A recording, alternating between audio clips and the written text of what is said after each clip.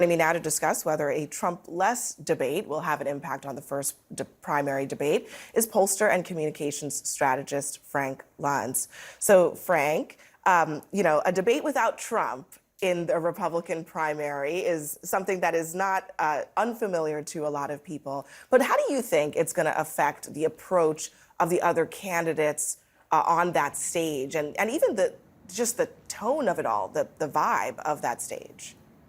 Well, I guess it's kind of like breakfast without orange juice. You can still have a great meal, but it just doesn't get started as good as you want it to do.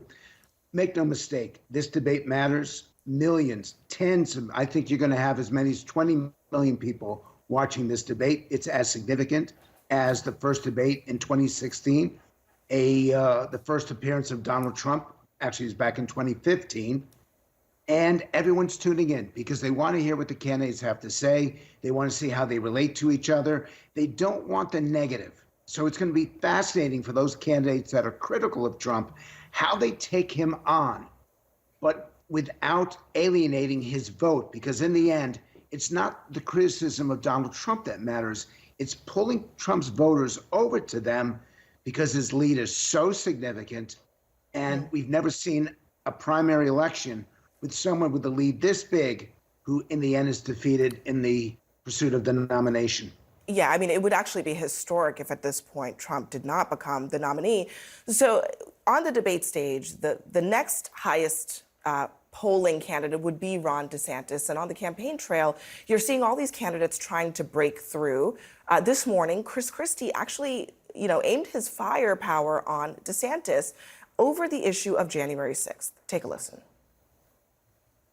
When he got asked up in New Hampshire by a 15-year-old about his point of view on the January 6th riot, he said, well, I wasn't in Washington that day, so I don't know as much about it. Well, man, I wasn't in Washington either, okay? But I have a TV set, and I saw what was going on, and I got an opinion about it. Could this become a DeSantis pylon at the end of the day? Absolutely. Absolutely. The question now is who's going to be the alternative to Donald Trump? It's going to be one or two candidates. Right now, Tim Scott is doing very well in Iowa. Chris Christie is doing very well in New Hampshire. And whoever emerges from this debate, and there will be somebody who's crowned the winner, that person automatically raises money, automatically ends up on shows like yours, automatically starts to get the attention that they need. Up until this point, it's been Trump, Trump, Trump. The indictments, his victimization, his accusations of persecution. And it's why Trump has been gaining and gaining, even though these indictments are happening. But on next Wednesday, the real election begins. And that's when somebody like a Chris Christie will emerge. And the question is going to be, who's got the best line? Who's got the best attack? But you have to deliver that attack without alienating the people that you're trying to win over. Yeah, that'll be very interesting to see. And I would probably add that how the attack is delivered, whether it looks overly scripted or natural, is a huge part of this too. But Frank, I want to get to what you've been up to, which is talking to Republican voters. You talked to a group of 15 of them ahead of next week's debate, and you asked them to actually listen to a moment when Trump mocks Chris Christie's weight in a previous era. Here's how that exchange went with those Republican voters. No, Christie's, he's eating right now. He can't be bothered.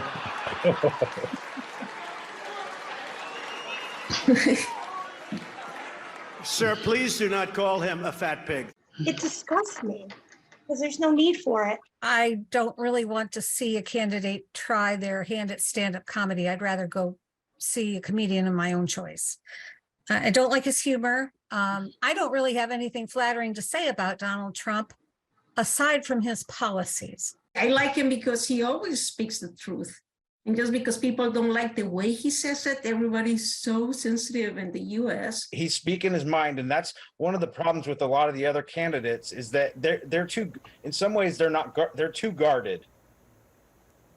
That's last comment is so interesting. They're too guarded. It kind of speaks to what we were just discussing, which is voters like Trump being kind of just off the cuff and saying whatever he wants. Some of them do, but others, as you saw in that group, did not.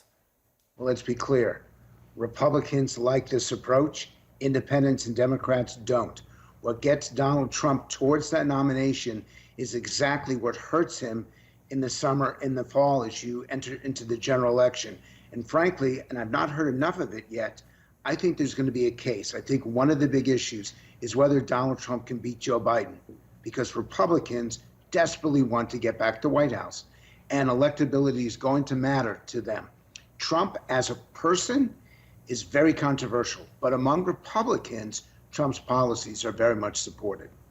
All right, Frank Luntz, thank you very much for all of that. Thank you.